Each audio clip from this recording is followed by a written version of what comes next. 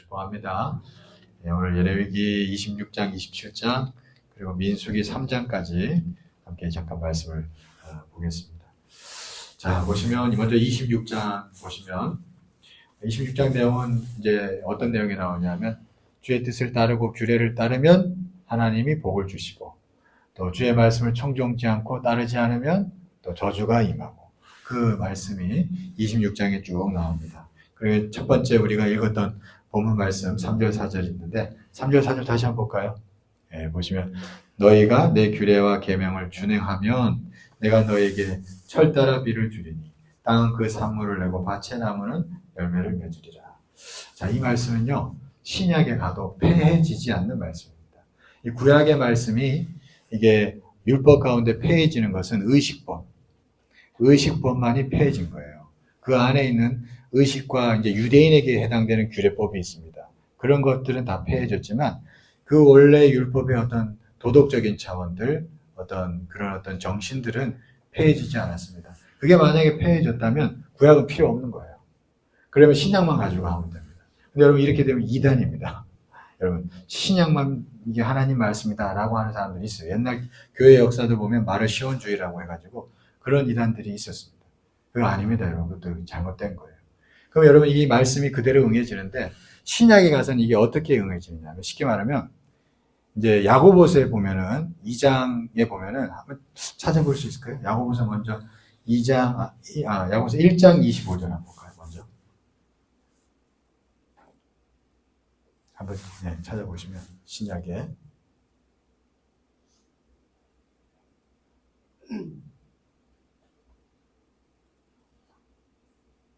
1장 25절.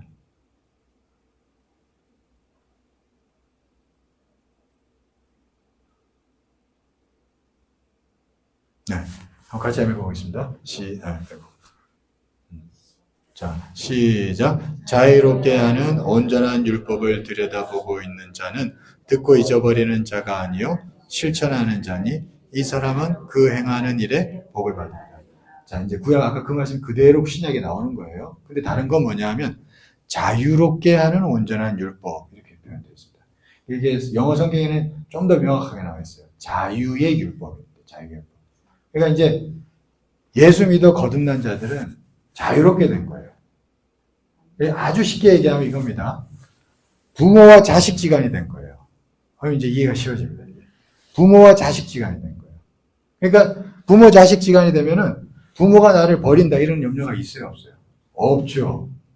그러니까 천국 백성이라는 확신이 있는 줄 믿습니다. 그러나 똑같은 자식이라도 부모 뜻을 어기고 막 살아가는 자식이 있고, 그죠? 부모 뜻을 잘 따르는 자식이 있는 거예요. 근데 이 두 자식의 인생은 분명히 나뉘죠. 그 얘기입니다. 그러니까 이 구약에 나온 이 말씀이 그대로 살아있는 줄 믿습니다. 그러니까 야고보서가 이게 증명해 주는 거예요. 이게 얼마나 중요하면 그걸 이제 그러니까 자유의 율법이라는 거예요. 예수 믿어 거듭난 자에게 속하는 율법이라는 게 뭐냐면 자유의 율법이라는 얘기예요. 여전히 주의 뜻을 따름으로 복을 받고 또 그걸 누리지 못하고가 나뉜다는 거예요. 자, 야고보서 2장 12절도 한번 보겠습니다. 이게 얼마나 중요하면 자유의 율법이라는 게 야고보서에 2번이나 나와요. 2장 12절. 자, 이것도 한번 읽어보겠습니다. 시작. 너희는 자유의 율법대로 심판받을 자처럼 말도 하고 행하기도 하라. 그러니까 이게 부모 자식 지간이 됐으니까 이제 정말 내가 사랑하고 부모가 나를 사랑하는 거 아는 가운데서 그러면서 부모의 뜻을 따르려고 해라. 그 얘기예요. 그러면 그대로 복을 받는다는 거죠. 여러분 우리가 주의 뜻을 깨닫고 따르는 자 되어야 할 줄 믿습니다. 그래야 여러분 하나님이 주고자 하는 우리의 기업들을 온전히 누리고 또 흘려보내고 그럴 수 있습니다. 그런 복된 자들 되기를 간절히 축원합니다. 그래서 여러분 계명을 사랑해야 돼요. 그래서 물론 뭐 돼지고기 먹고 이런 거는 다 자유하게 됐습니다. 날과 절기에 대해서는 자유케 됐어요. 그러나 그 안에 하나님의 뜻은 분명히 그대로 존재한다. 하나님의 마음과 하나님의 의중 그대로 있다는 거 우리가 기억하고 우리가 늘 주의 뜻을 따르려고 해야 할 줄 믿습니다. 네, 우리가 그걸 기억하셔야 돼요. 중요한 말씀입니다. 그 다음에 26장 우리 41절 해볼까요? 41절, 42절. 이제 이거는 이제 레위기, 다시 레위기로 들어가서. 죄송합니다. 자꾸 왔다 갔다 해서. 레위기, 아까 우리 26장 41절, 42절. 같이 한번 읽어보겠습니다. 시작. 나도 그들에게 대항하여 내가 그들의 원수들의 땅으로 끌어갔음 깨닫고 그 할례 받지 아니한 그들의 마음이 낮아져서 그들의 죄악의 형벌을 기쁘게 받으면 내가 야곱과 맺은 내 언약과 이삭과 맺은 내 언약을 기억하며 아브라함과 맺은 내 언약을 기억하고 그 땅을 기억하리라. 네. 자, 모세가 참 이때 이게 모세가 그래서 선지자 소리도 듣는 겁니다. 모세가 무슨 배경에서 나오는 얘기냐면 너희들이 만약에 주의 뜻을 따르지 않고 그렇게 살아가면 너희들이 이 땅에서 하나님 주신 땅이지만 너희들 여기서 쫓겨나갈 거야. 그래서 남의 나라에 가서 종살이 할 거야. 그 얘기를 하는 거예요, 모세가. 그 몇천 년 전에 모세가. 너희들 그렇게 된 거야. 그러나 그때 또 잘하면 된다는 거예요. 뭐라고? 마음을 낮추라는 거예요. 그 모든 상황을 하나님 뜻으로 받아들이고 마음을 낮추고 겸손하게 회개하면 그러면 하나님이 다시 언약을 기억하고 너희들을 다시 이 땅으로 돌아오게 할 것이다. 그 얘기를 하는 거예요. 그러니까 때로는 우리가 살아가면서 무슨 이유인지 모르겠지만 어려울 때가 있습니다. 그때 중요한 게 마음을 낮춰야 된다는 거예요. 그냥 받아들이고 그냥 조금 엎드려야 된다는 거지. 조금 엎드려야 된다는 거예요. 그러면 하나님이 움직이신다는 거예요. 하나님이 예전에 했던 말씀들과 언약들을 기억하셔서 우리가 하나님 자녀잖아요. 하나님 우리를 얼마나 사랑하시겠어요. 하나님이 다 기억하시고 다시 회복시키시고 다시 역사하시겠다는 것을 약속해주고 있습니다. 하나님은 그러니까 정말 중요시 여기는 하나님 중심을 보신다잖아요. 참 하나님은 우리 마음 상태를 정말로 살피시는 분이라는 걸 다시 한번 여기서 느낍니다.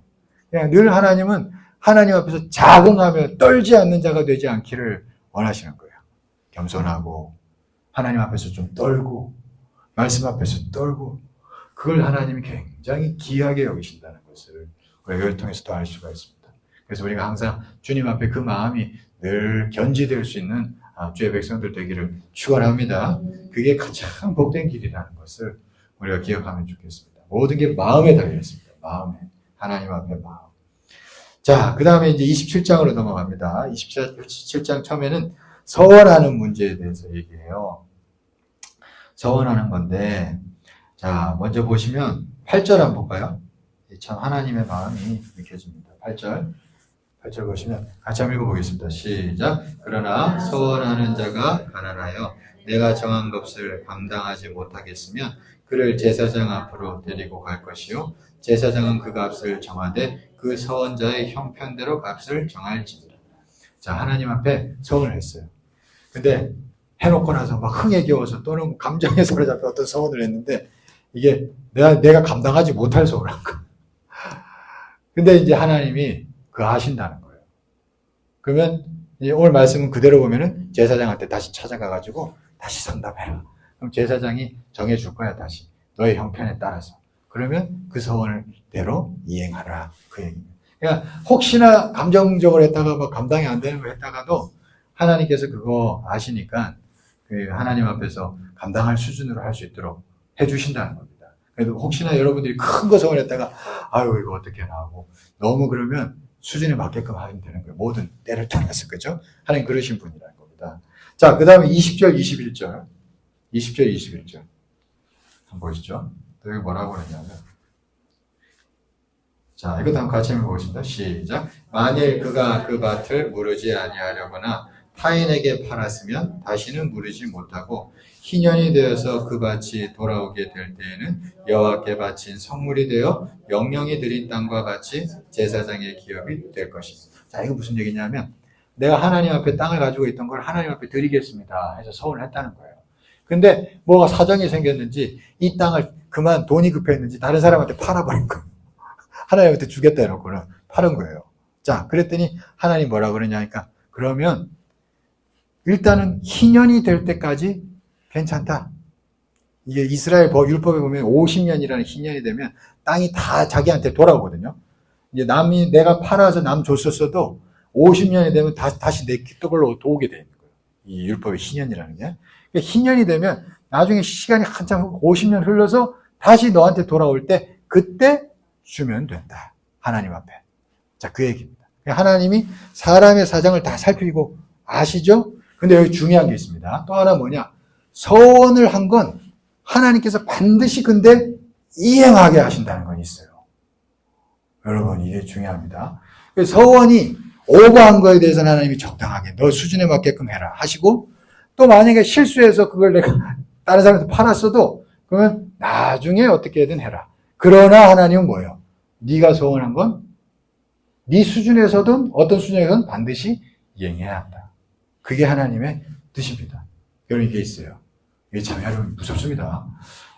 무섭다기보다는 참 하나님이 경외스러운 분이에요. 제가 목사 된 거 보면 저도 희한한 게, 제가 어떤 일이 있었냐면, 재밌는 얘기 드릴게요. 제가 첫 은혜를 국민학교 5학년 때 받았습니다. 초등학교 5학년 때 받았는데, 그때 이제 저희 대구 지방에 부흥회가 있었어요. 지방연합성회인데, 그때 이제 안양감리교회 백문영 감독님 오셔가지고 막 설교하시는데, 천국 지옥 설교하실 때 제가 그때 5학년 때 은혜를 받았어요.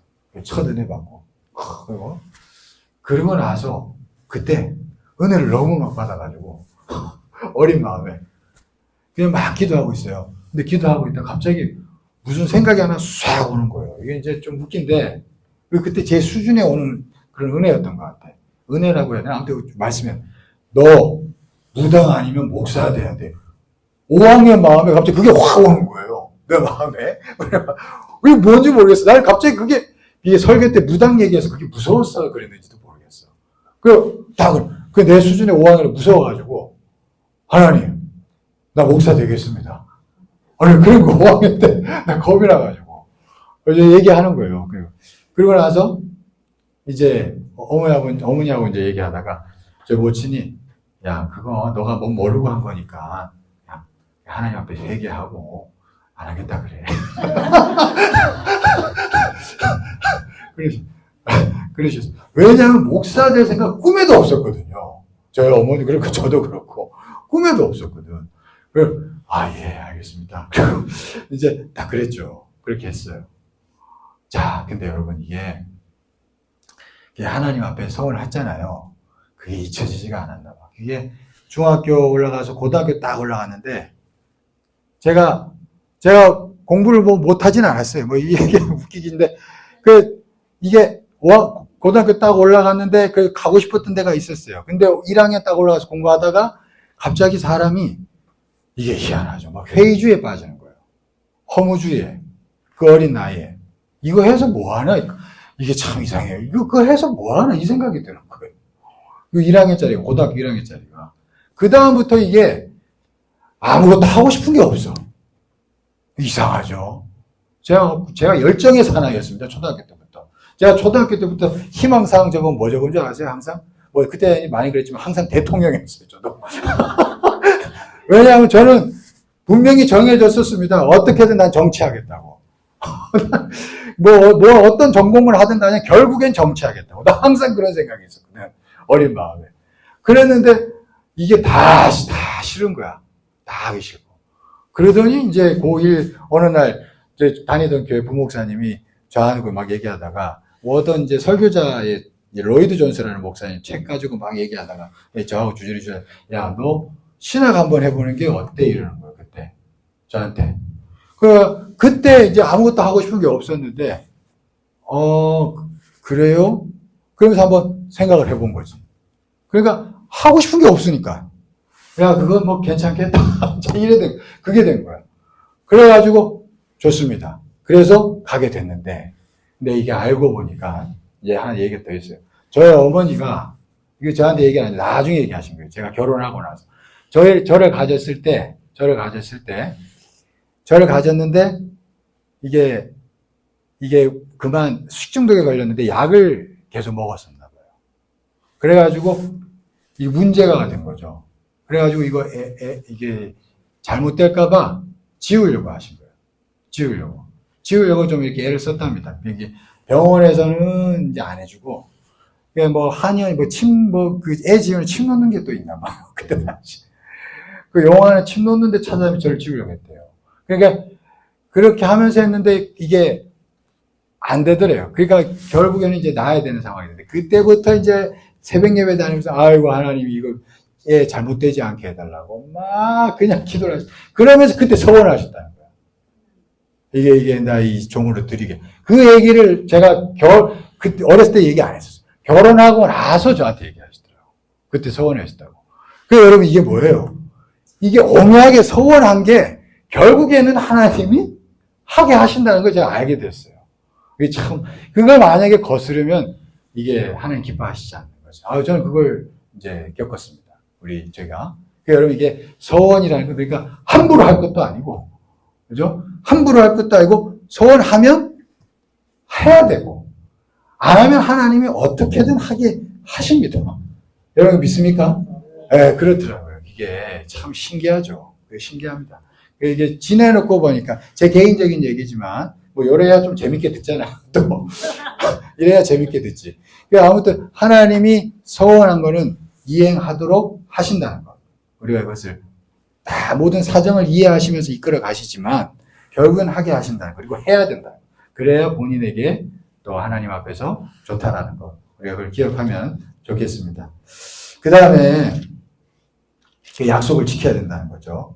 그 다음에, 30절부터는 이제 또 11조에 대한 거. 그러니까 여러분 11조라는 거는 성경에 분명히 나와 있는 겁니다, 여러분. 명령하시는 거예요. 이것도 한번 볼까요? 30절에서 32절. 이 11조 얘기하면 사람들이 잘 안 들어. 그래서 성경에 나오는 건데 어떻게? 봐야죠. 자, 보겠습니다. 같이 한번 읽어보겠습니다. 시작. 그리고 그 땅의 10분의 1, 곧 그 땅의 곡식이나 나무의 열매는 그 10분의 1은 여호와의 것이니 여호와의 성물이라. 또 만일 어떤 사람이 그의 11조를 물으려면 그것의 5분의 1을 더할 것이요. 모든 소나 양의 11조는 목자의 지팡이 아래로 통과하는 것에 10번째의 것마다 여호와의 성물이 되리라. 자, 이렇게 말씀하고 있다는 것 우리가 또 기억하면 좋겠습니다. 자, 그 다음에 이제 민수기로 넘어갑니다.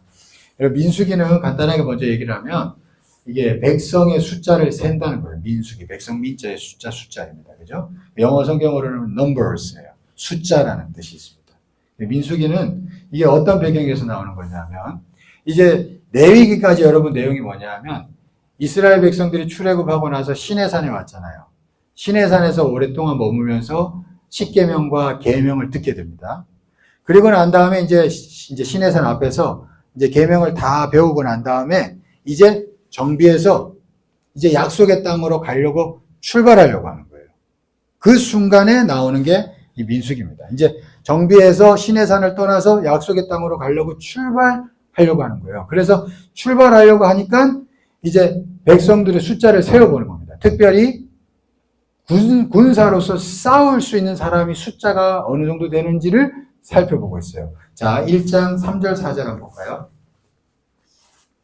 네, 1장 3절 4절 같이 한번 읽어보겠습니다. 시작. 이스라엘 중 20세 이상으로 싸움에 나갈 만한 모든 자를 너와 아론은 그 진영별로 계수하되 각 지파의 각 조상의 가문에 우두머리 한 사람씩을 너희와 함께 하게 하라. 자, 여기 보시면 20세 이상으로 싸움에 나갈 만한 모든 자를 계수하라는 거예요. 숫자 세라는 겁니다. 이게 무슨 얘기예요? 여러분 이게 출애굽한 백성들은 처음에 노예로 있다가 나왔잖아요.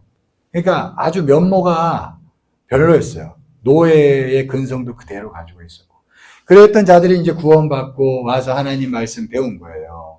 그러면 이제는 이들이 뭘 할 수 있다는 거예요? 군사가 될 수 있는 줄 믿습니다. 이제 군사로서 이제 너희들이 이제 가나안 땅을 향하여 나아가야 되는데 나가다 보면 싸울 일도 있고, 그죠?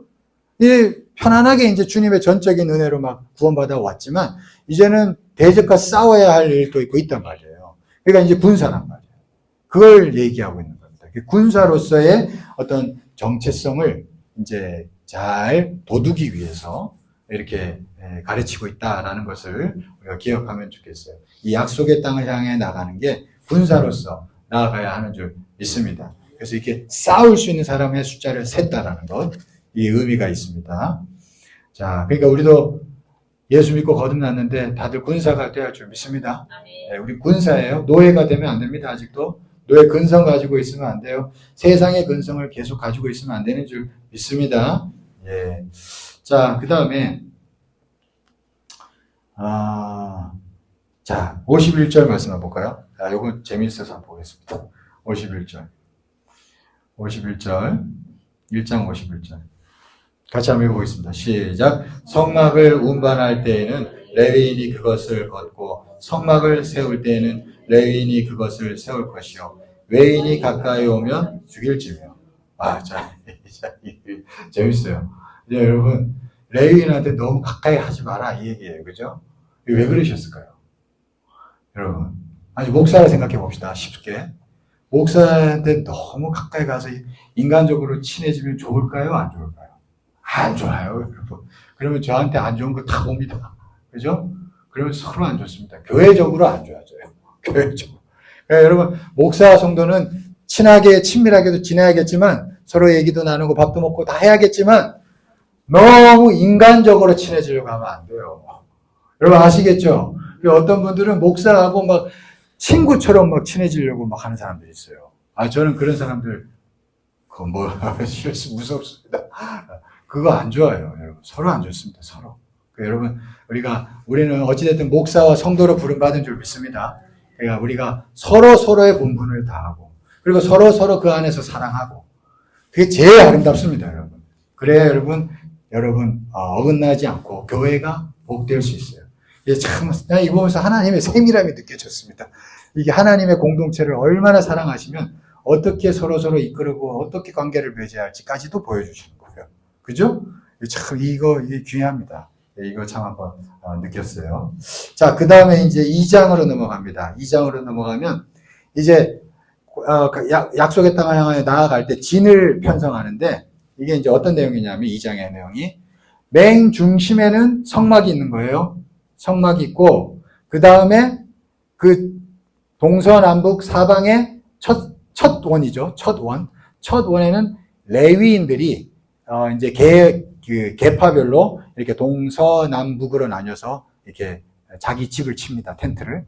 그 다음에 또 그 외곽으로 이제 세 지파씩 여기 세 지파, 여기 세 지파, 여기 세 지파, 여기 세 지파 이렇게 진을 치는 거예요. 그래서 텐트를 치고 삶을 살아가는 겁니다. 그래서 또 어디로 이동하면 또 중심에는 성막을 두고 레위인들이 삥 둘러치고 그 다음에 지파들이 삥 둘러치고 그러는 거예요. 그렇게 계속 텐트를 치면서 이동한 거예요. 그러니까 여러분 이게 중심이 그러니까 어디 있어요? 모든 백성들의 삶의 중심이 지금 성막에 있는 거예요. 그죠? 하나님 중심이에요. 하나님 중심. 하나님 중심, 성전 중심의 어떤 모습이 잘 상징화되어 있습니다. 하나님은 항상 그러니까 우리가 살아가면서 어떤 생각을 하고 선택을 할 때 하나님 때문에 이런 선택을 했다. 이런 게 항상 있기를 원하시는 줄 믿습니다. 내가 하나님 때문에, 내 참 교회 때문에 내가 이거 이렇게 했어. 이거 원래 내 같으면 이렇게 할 텐데 하나님 때문에 이렇게 했어. 여러분 이런 어떤 마음과 태도들이 항상 있어야 할 줄 믿습니다. 이게 하나님 중심이에요. 하나님 중심. 그러니까 나 이거 주일날 교회 이것 때문에 이거 어려워. 이 말이 나와야 됩니다. 물론 주일날 친인척 중에 결혼식 있고 하면 빠질 수 있죠. 제가 꼭 그런 걸 얘기하는 게 아니에요. 여러분 제 마음이 뭔지 아시겠죠? 하나님 중심, 교회 중심이라는 게 우리 삶에 늘 자리 잡혀 있어야 할 줄 믿습니다. 그래야지 여러분 우리가 하나님 기뻐하는 공동체를 이룰 수 있습니다. 자, 그게 잘 나타나고요. 그 다음에 3장이에요. 3장. 3장에서 보시면 이제 레위인들에 대해서 이제 나오는데, 자, 한번 볼까요? 재밌는 거 한번 보겠습니다. 3장 39절 말씀 한번 보시죠. 3장 39절. 같이 일단 한번 읽어보겠습니다. 시작. 모세와 아론이 여호와의 명령을 따라 레위인을 각 종족대로 계수한 즉 1개월 이상 된 남자는 모두 22,000명이었더라. 자, 이제 1개월 이상 된 남자가 레위인 22,000명이었대요. 자, 그 다음에 40절부터 한번 43절까지 한번 보겠습니다. 40절부터 43절. 같이 한번 읽어보겠습니다. 시작. 여호와께서 또 모세에게 이르시되 이스라엘 자손의 처음 난 남자를 1개월 이상으로 다 계수하여 그 명수를 기록하라. 나는 여호와라. 이스라엘 자손 중 모든 처음 태어난 자 대신에 레위인을 내게 돌리고 또 이스라엘 자손의 가축 중 모든 처음 태어난 것 대신에 레위인의 가축을 내게 돌리라. 모세가 여호와께서 자기에게 명령하신 대로 이스라엘 자손 중 모든 처음 태어난 자를 계수하니 1개월 이상으로 계수된 처음 태어난 남자의 총기는 22,273명이었더라. 자, 여기서 무슨 얘기하냐면 하나님께서 이스라엘 백성들의 장자가 있어요. 장자는 하나님의 것인데 이 장자 대신에, 그러니까 하나님이 원래 장자는 다 데려가서 일시켜야 돼. 근데 그렇게 못하잖아요. 하나님 배려해 주신 거죠. 그러면 너희들 장자 대신에 일할 사람을 세우는데 그게 레위인이라는 거예요. 그 얘기를 하시는 거예요. 너희들 목 대신에 레위인 22,000명을 내가 세웠다. 근데 지금 세워보니까 22,273명이에요. 레위인 아닌 이 1개월 이상 된 남자 수가. 그러니까 뭐라고 얘기하시냐면 46절, 47절 말씀 보세요. 46절, 47절, 48절까지 보겠습니다. 46절부터 시작. 이스라엘 자손의 처음 태어난 자가 레위인보다 273명이 더 많은즉 속전으로 한 사람에 5세겔씩 받되 성소의 세겔로 받으라. 한 세겔은 20계란이라. 그 더한 자의 속전을 아론과 그의 아들들에게 줄 것이다. 자, 이게 보세요. 하나님이, 자, 레위인이 22,000명 딱 있고, 레위인 아닌 사람들 보니까 22,273명인데, 273명이 더 있잖아요. 근데 레위인 273명이 없잖아요. 그러니까 그 273명의 값을 너희들이 이 레위인들에게 줘라. 자, 이 얘기 하실 거예요. 자, 이게 무슨 얘기일까요?